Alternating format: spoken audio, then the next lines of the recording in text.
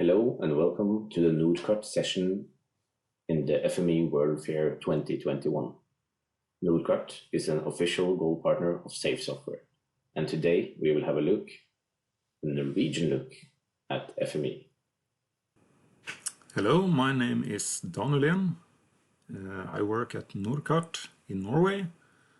I've been working here for a bit over 2 years, and I work mainly with FME. Before that, I worked for 10 years with printed paper maps. So what I'll be showing you today is a way to use FME to produce printable vector maps straight out of FME. So why paper maps? First of all, it's safety equipment. Your GPS might run out of battery, or your mobile phone might run out of battery or connection. So a paper map will always be there. Secondly, a paper map will give you an overview that you'll never get on a small mobile screen or on a GPS receiver. And then the paper map has fixed scale, which makes it much easier to relate intuitively to the distances in the map compared to zooming in and out on a screen. The next question is, why FME? Well, it's an automatic production, so there's no editing being made, there's no time-consuming design of the maps. That's already done in the setup. Then you have Create on Demand, which enables the user to decide what contents should be in the map, what format it should have, and so on. And it's parameter controlled, so it's quite easy to change colors, change the layer order, things like that. And of course, it's FME. Why not use it? So in my workspace, I use 3 PDF-specific transformers. The first one is the PDF styler. This is where you set the properties that will be used in the PDF export. So you decide which attribute should control the color, the width, things like that, fonts, everything. Then we have the PDF page formatter. This sets up the page for the map, decides the size of the paper and where on the paper the map area should be, and other things you might have there, like a legend or something like that. And finally, we have the writer. I use the geospatial PDF writer, which works very good for my purposes. So the challenge that I set myself was to create a map using this FME Workbench, the N50 map data from the Norwegian Mapping Authority, which is topological map data prepared for the scale 1 to 50,000. I don't use any symbol fonts. I only use Arial, the standard text font. And finally, I use Norkart's data warehouse to pick some thematic data in the end. So we start with land cover, and you can see here what I start with is that I create some attributes that I will need to control the result. And first of all is order, which is the level, the vertical level of these features. So I've decided to put them on level 3200. So these are the water areas. So we have sea, lake, regulated lake, and rivers and streams. They all end up on the same level. Next, I set the color. So I create an attribute called color, and I set it to an RGB value. And these simple polygons, they go into the PDF styler, and in the PDF styler, I've said that it should use the attribute color for both the line color and the fill color. Next up is contours. And what I do here is I use a test filter to separate on elevation between the 100-meter contours and the normal 20-meter contours. So these go to different attribute creators to get their width set. So borders.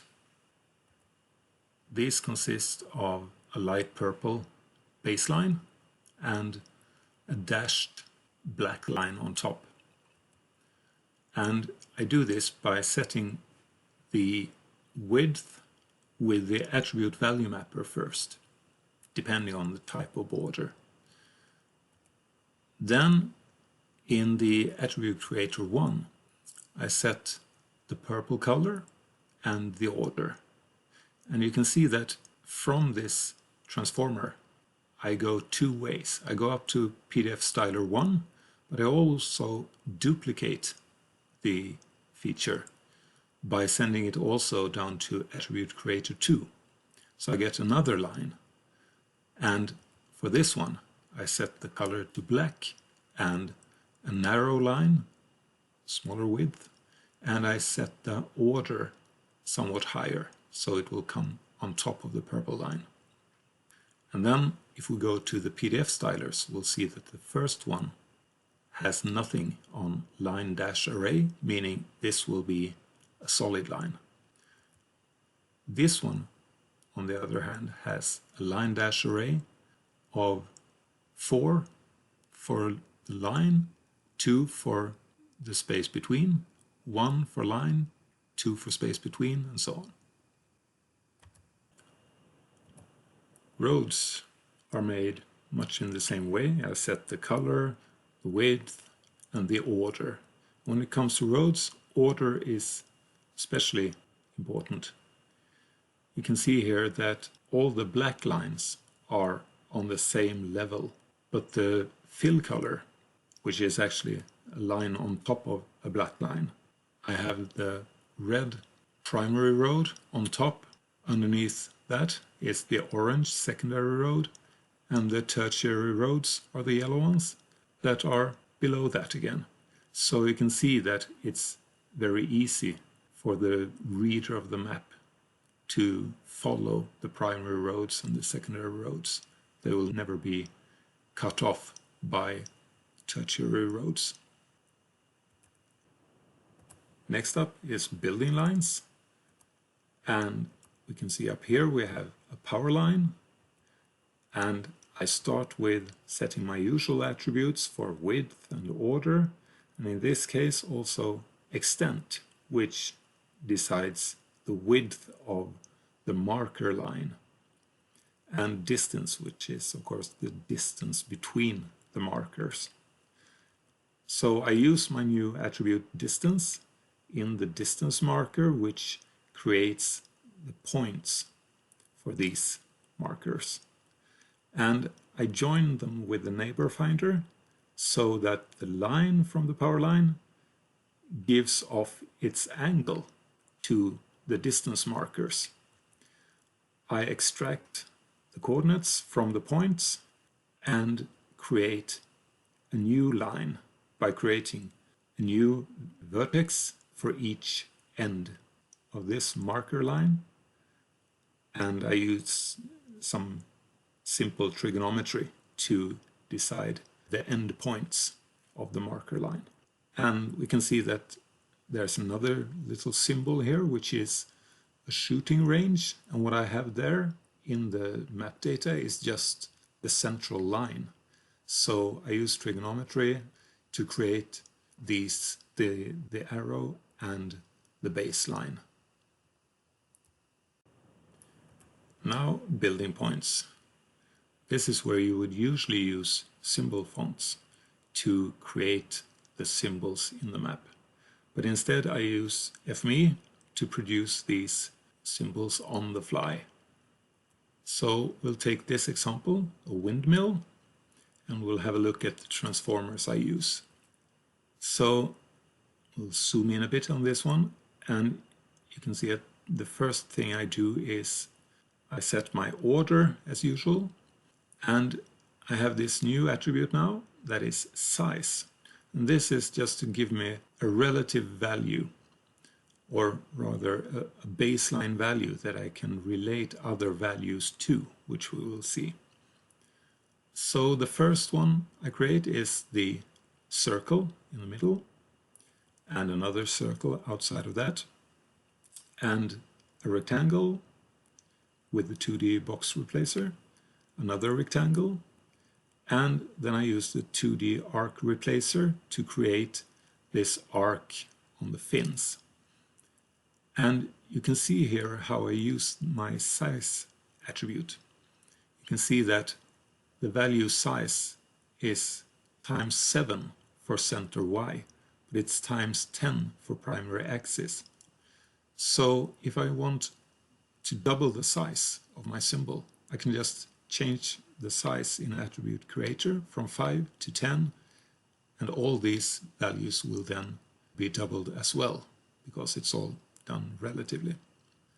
So next I rotate the arc, and since I split the connectors, I get 3 arcs in the end, each rotated by 120 degrees.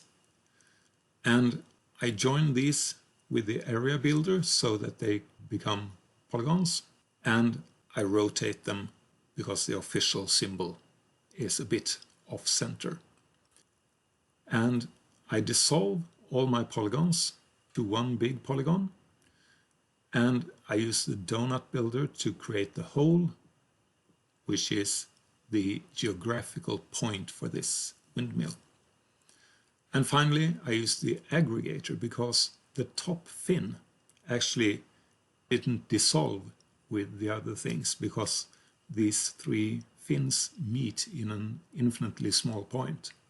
So using the aggregator, I get all these together to one feature. Texts are quite straightforward, but we still need some transformers, of course. You can see here that I start with a test filter where I separate my black texts from my blue texts, and I use the attribute creator 1 and 2 to set these values for color. And I separate italic and bold, which I set in attribute creator 3 for a new attribute that I call font. So you can see that it says Arial italic. And these values go to the text adder, which creates a text feature, which is what I need to get this out on the PDF. And finally, you can see that I used the font attribute for my font in the PDF styler. Now, you can say that this looks like too many transformers, and you'd be right, because, of course, we can do all these things with just one attribute creator by using conditional values, which is a smart way, though it doesn't give you the same overview that it does when you have a lot of transformers that you annotate. So it's a question of what you like best. If you work all alone in a project, you might want to use conditional values. If you share your workspaces, it might be better to keep the settings out in the open, so to speak. And you can see here how I put these conditional values in for the font. So if the value for italic is yes, then the font is set to Arial italic, and the same goes for bold. And if nothing is set to yes, then it's just normal Arial. So the texts are looking good, but of course they collide with all the black lines in the map. So we need some masking. And we can see here how that works. You can see that there's a buffer around the text, and this is actually a cookie cutter mask. So it's not like a halo which ends up on top of the background. This just cuts away the black lines, and we'll see how that is done. I start with the text stroker, to create the outline of the letters. And I send this outline to a buffer, which then makes a buffer around the outline to make it a bit bigger. And then this goes in as a clipper. And from the left you can see I have a tester that checks should these features be cut by the clipper or not. So if they pass, they go to the clipper, and that's typically the black features that are then sent in as clippies.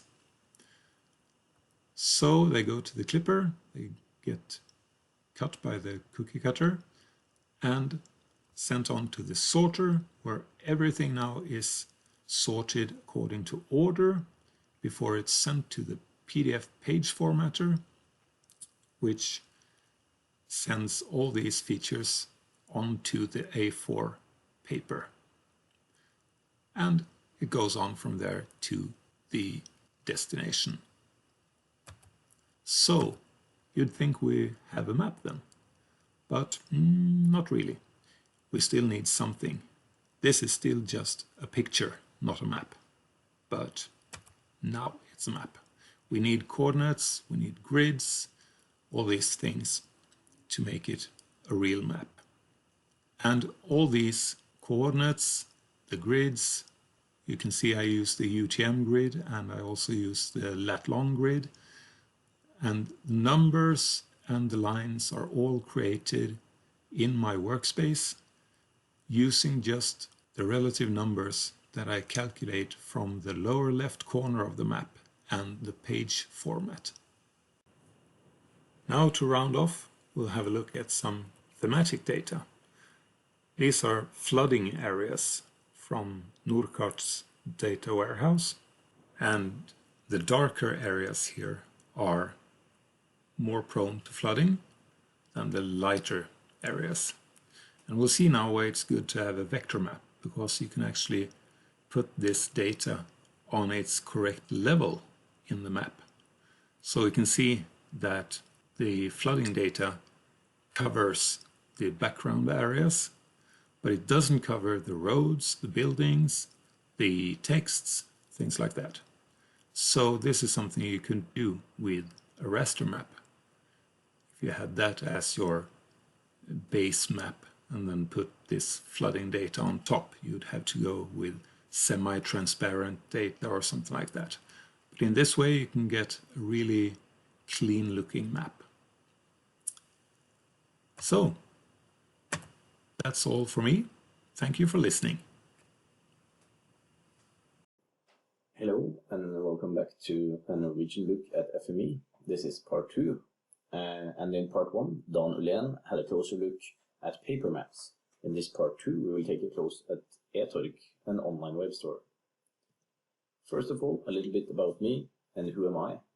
I'm Kenneth yen-Eriksen. I'm a technical advisor at Norkart.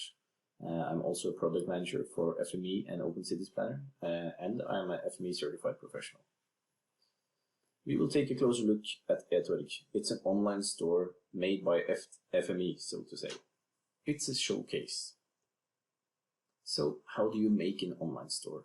First, you need a website. Second of all, you need data and products to have inside of the website. And third of all, you need an ordering system to handle all the orders that come in by the users.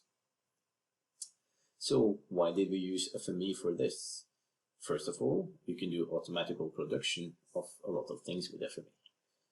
And the users want data on demand, which is coming very handy with FME. You can also control the parameters. You can also have support for over 500 different formats, which comes in very handy so that everyone who goes into the store can have their desired formats. It's also very scalable, and last but not least, the data flow is very important in this matter, and what else could be better than FME? So let's take a closer look at the data warehouse. And our data warehouse is very structured and automated. And is data the new oil? The Norwegian data economy features yearly creation of value with approximately 150 billion Norwegian kroners. and employment of approximately 100,000 jobs. Thus, data represents a bigger value for society than the BNP effect. Data is the oil that makes Norwegian machinery go around.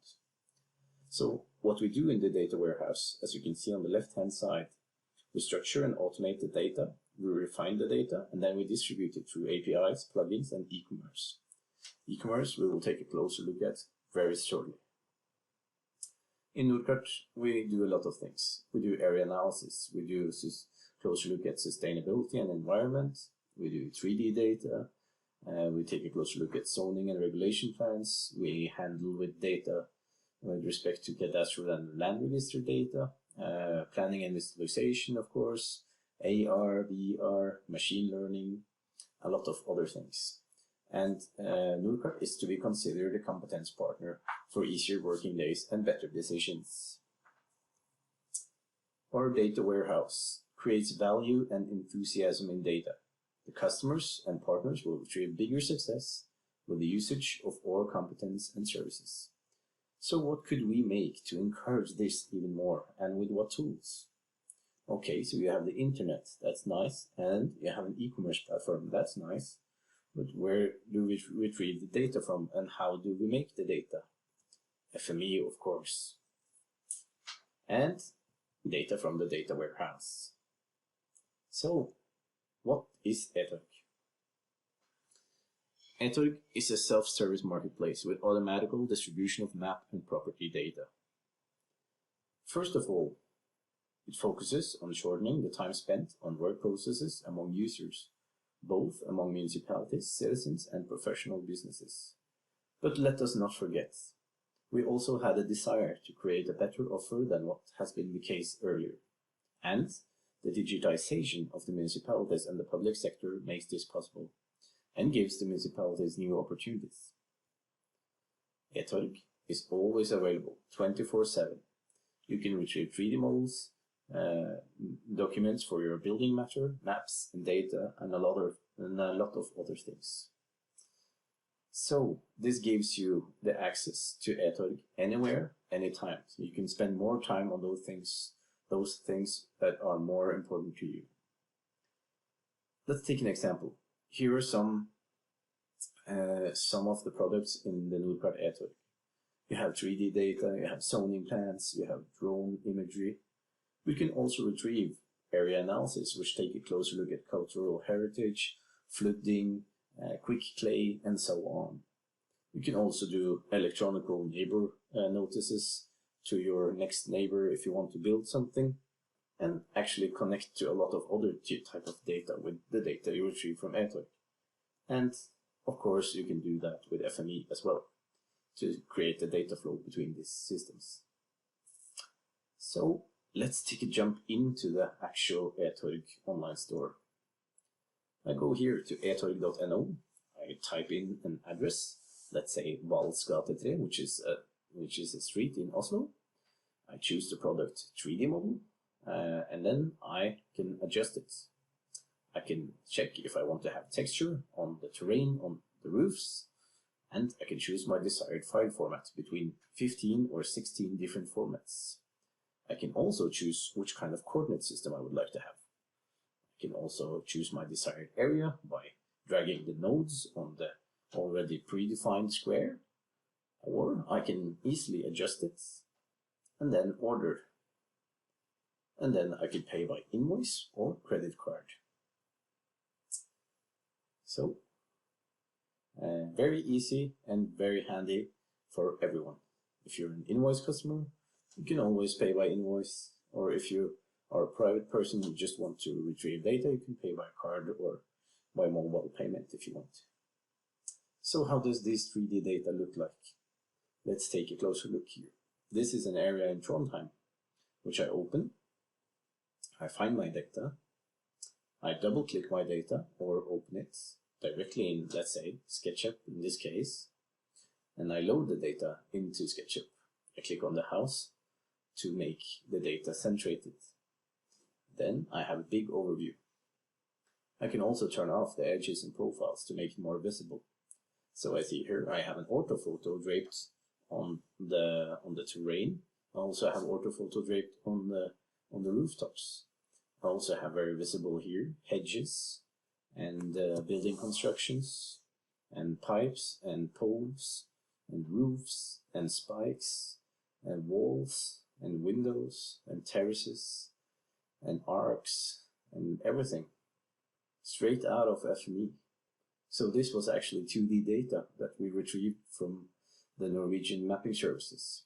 And now we have a complete 3D model, which we can use and distribute in no time.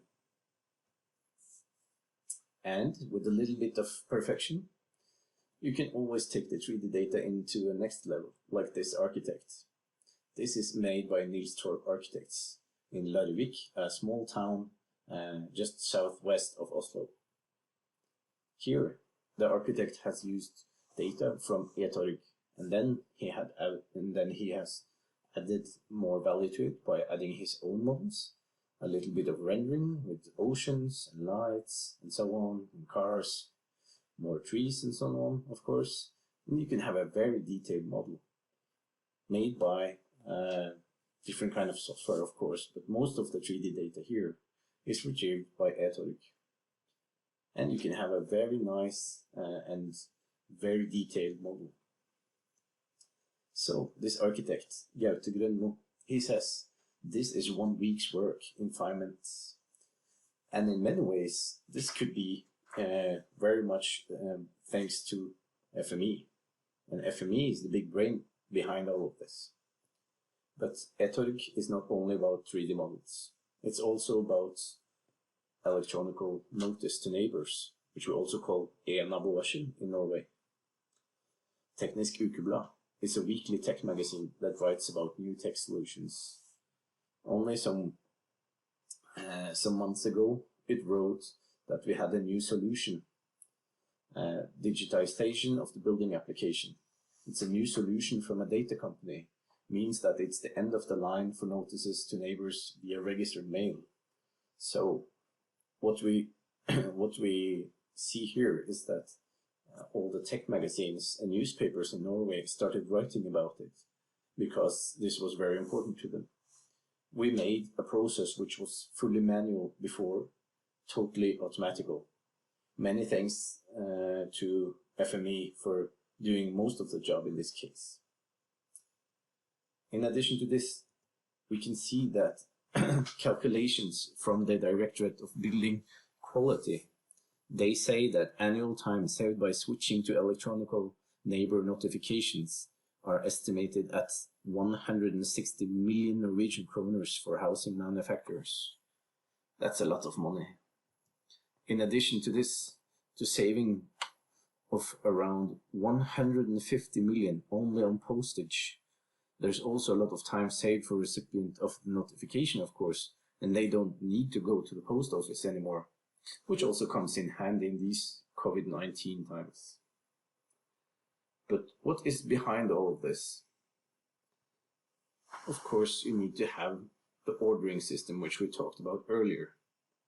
The ordering system is actually automating the whole process so that the orders could be handled and then processed by FME. And the order system is a joint order processor. It's also so that the municipalities can process orders from all intermediaries in the market. So not only Norkart in those matters. And it avoids discrimination with respect to the Public Access to Information Act, the paragraph 2.6 in that case. The municipalities can also choose the tool they want to make the delivery. So if they choose Norkart, that's nice, but they can also choose somebody else. But we deliver the order system to them, which is totally open and possible to connect to any other kind of API and system. The municipalities can also offer a web service to the intermediaries that they have an agreement with. It's also possible to have a direct delivery to a professional system, let's say a broker system, when the order is processed. A lot of brokers use web services by Norkart today to retrieve data about special desired property which they want to sell. And the municipality will also be a professional supplier of data to the business community with efficient and modern tools for data distribution, not manually as it has been before. So, what do you think about this guy here? He looks like an open-minded guy, eh? Yeah, so do we think. We love open APIs. Application programming interfaces, for those who doesn't know what APIs mean. But what does it actually mean? It means we can do a fully automatical production. We can make packages for the brokers with data and plan and zoning info and reports and all the information from the cadastral register into a broker package. We can have integration with other systems in the municipalities, including Bra-arkiv, DocuMaster, and WebLager, let's say, which are very common systems in the municipalities, especially in Norway. We can have flexible templates that can be changed by yourself. We also have collaboration with competitors for good data flow between the systems. And this would not be possible without FME. And let's take a closer now look at automation in all of this. How do we make this data and how does it come together? We can make all types of maps. Maps, aerial photos, and textual information are provided together. Analysis, area analysis, and thematic maps. We can have data from our context system, which retrieve data from all the municipalities with respect to the technical solutions within the municipalities, which goes about taxes and fees and sweeping, water and sewing with water measure tools, private water and sewing, fees with forecasts, and so on. We can also retrieve data from archives and other cases. New archive component provides opportunity for full automation towards the archive, and documents can be or must be tagged as well, so we can retrieve them. We can of course deliver map data in certain ways, plan and zoning data, 3D models as we talked about and showed, data from the official mapping data in Norway, LiDAR data. We can also edit this data, transform them, and make a lot of formats. And you can probably guess with what kind of tool we use for that. We also retrieve a lot of cadastral and land register data, and all the documents can be produced fully automatically with this system. We also produce the notice to neighbors, as we mentioned, which is a new service for delivering notice to neighbors fully automatically.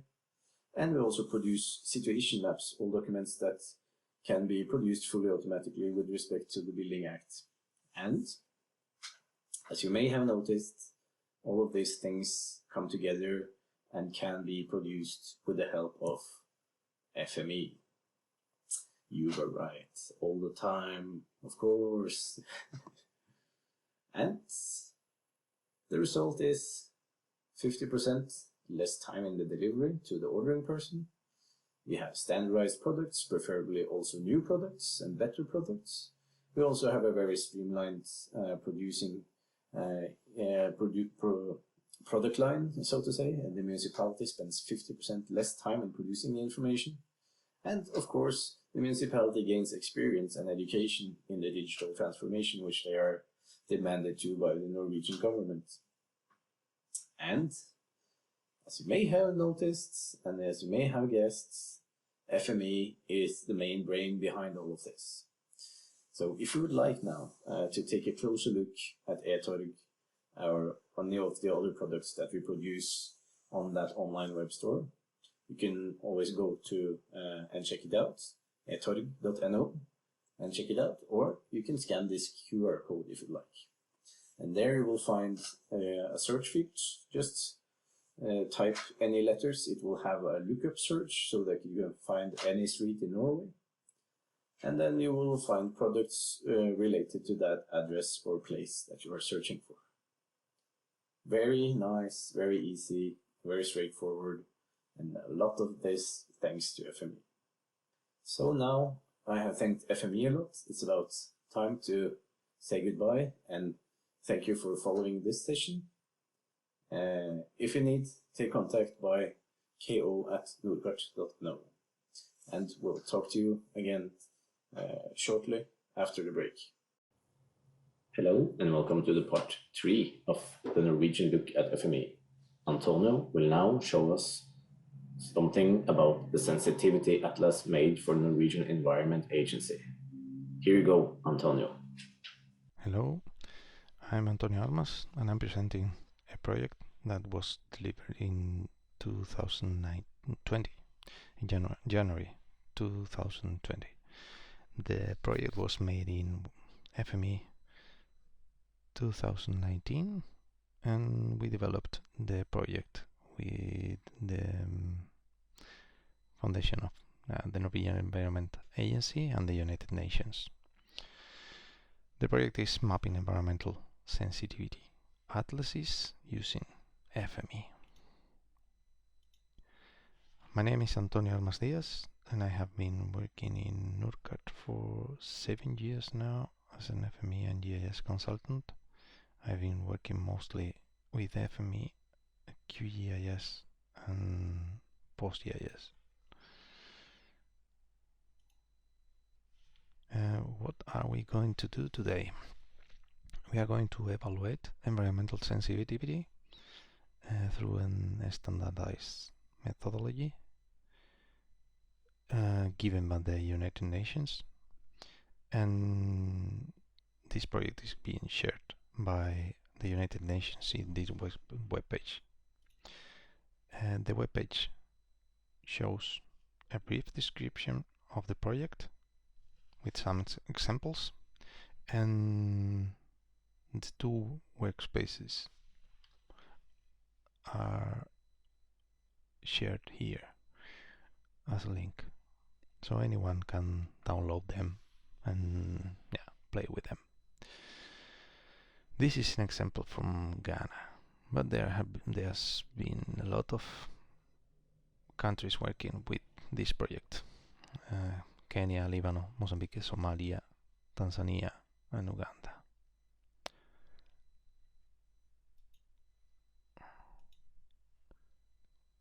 Why we choose FME? Several agencies has a lot of file formats to use, so we thought FME could be nice. If we have a input folder, we can read whatever is in there. So FME can read, if not all, 99.9% of all formats, so it would be fine. That was one positive point. Another one was that, with FME it's easy to concatenate processes, inputs, outputs, and produce personalized log files through text write, for example, and show us what has been going on during the flow. FME also makes it easy to control the schemas, so we can read several kind of file formats with whatever kind of properties, and we can write those properties into the outputs, so we can reproduce the inputs in the outputs and get a view of the original data, changing the file format. In this case, we have read GeoPackage shapefiles and produce just a GeoPackage file, which has several tables and any single input original data as table outputs. And of course, shapefiles and Excel are present in this project.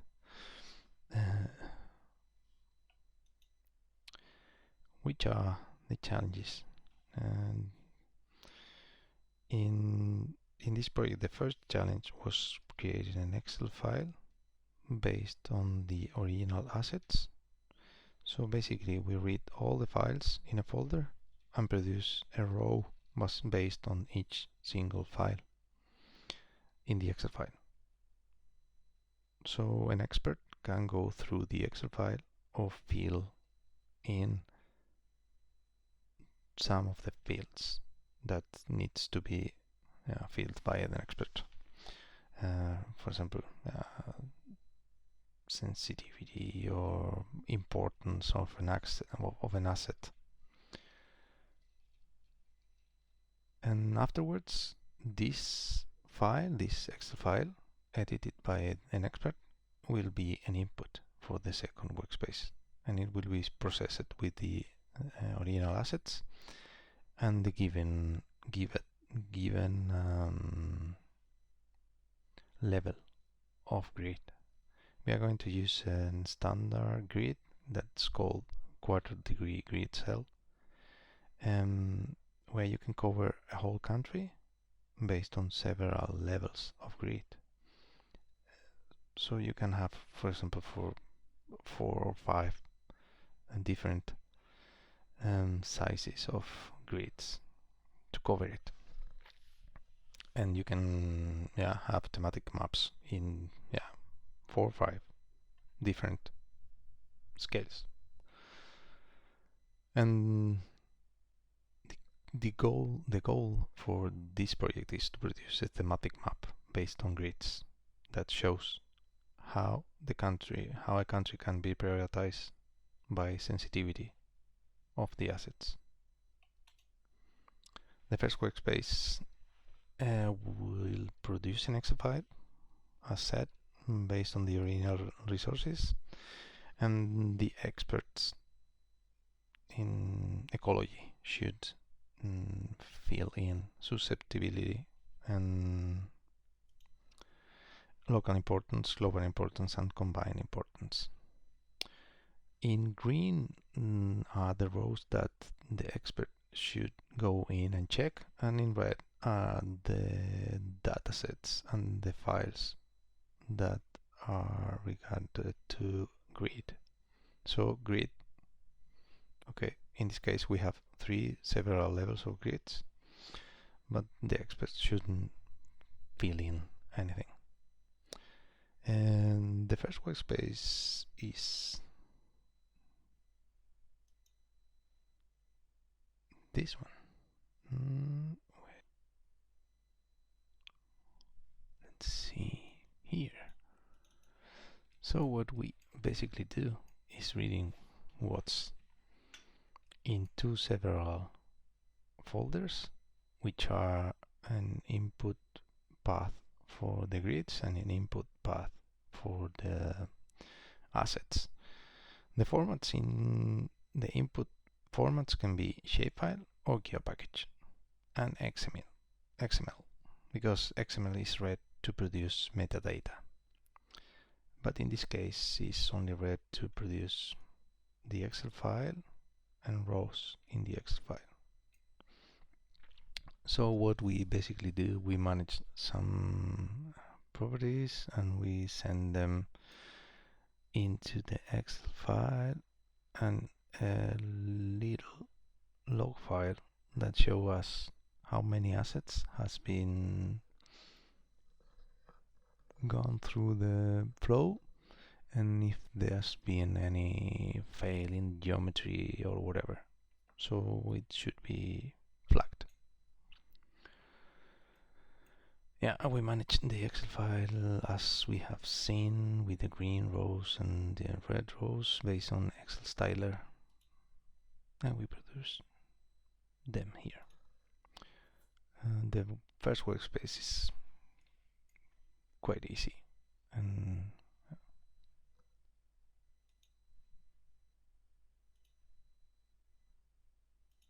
so this is the first workspace.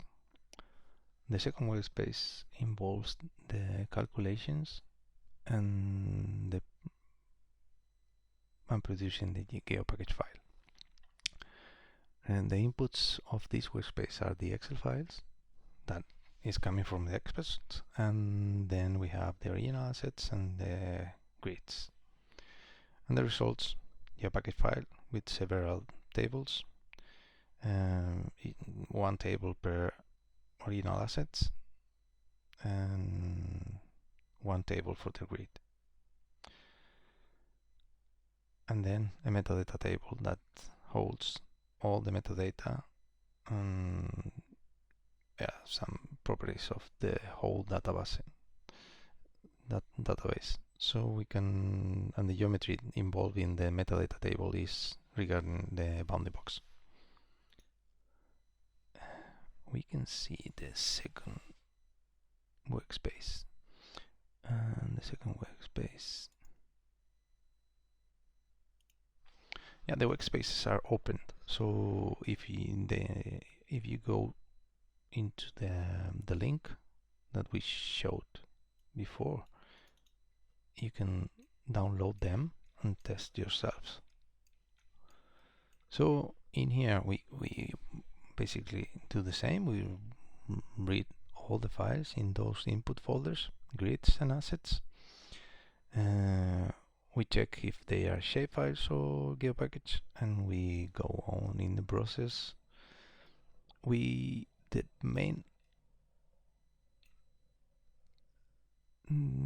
read also the Excel file here, and we get all the properties that we need for calculations about the susceptibility, and then the key here was the spatial relator, because we need to match every single asset with the grids and put those values into the grid, so we know which are the assets matching the grid and which are the values that are transposed from the assets to the grids. And then we produce, we make some calculations here based on formulas from the Ecolog, working with the Excel file, and then we produce the geopackage field with all the tables. So we have a table which is totally dynamic, and that's where all the assets comes as a table, and then we have some fixed tables which are showing us grids and many other things. And then we write the metadata table, but the metadata table should be written afterwards, even it's the same file database. This was because there was an error there with the order, so the metadata should come afterwards, and that's why we have another writer here after this one. Okay, so the problem was having a lot of data, several kind of files, several quality based on geometry, based on properties, and we decided to use FME, a bunch of transformers inside those two workspaces to produce the sensitivity thematic map based on the grid.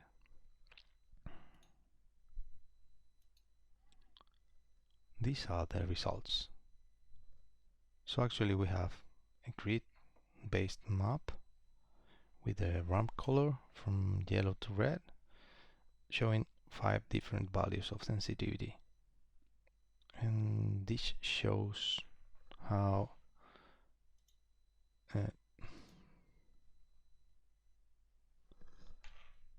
an actor can threaten an area, not an area but a feature in an area. And for example, if we have some mangrove forest in this place, in the Queta Lagoon, for example, and the ecolog decides that it's an important place and should be considered, then we will have a very high sensitivity value in that area. And if an oil spill occurs, then with this kind of maps you can focus on the areas that needs more resources. because yeah, the mangroves, for example, are prioritized over another assets. And in here are involved assets regarding environment or regarding economy assets like fishing places or many other. But as said, those assets are prioritized in the Excel file by an expert. So someone that knows the area and knows the assets. Which are the future plans for the project? We saw that an API it's now placed in the QDEC. So instead of using files and copying and sending files, we are going to use HTTP caller to call the files and then use them. And we can do that based on a parameter, for example, a country. Then of course, we need to maintain the workspaces and we need to upgrade them to at least 2020. Which are the conclusions of this project? The project is shared, is open now in this web page. So you can download the workspaces, you can manage them, you can change them if you want. And we see that several countries are starting to use them and produce those thematic maps. The Norwegian Environment Agency and the United Nations had held several workshops in Tanzania and Uganda. So those environmental agencies has started to use them. So thanks a lot. If you have any questions, just send me an email. My email is antdia at orkart.no. And thanks a lot. So thank you, Antonio. And thank you to all of you for joining us on this Norwegian look at FME. We are Norkart, and you will find more information about us on norkart.no/FME. Thank you, and have a nice World Fair.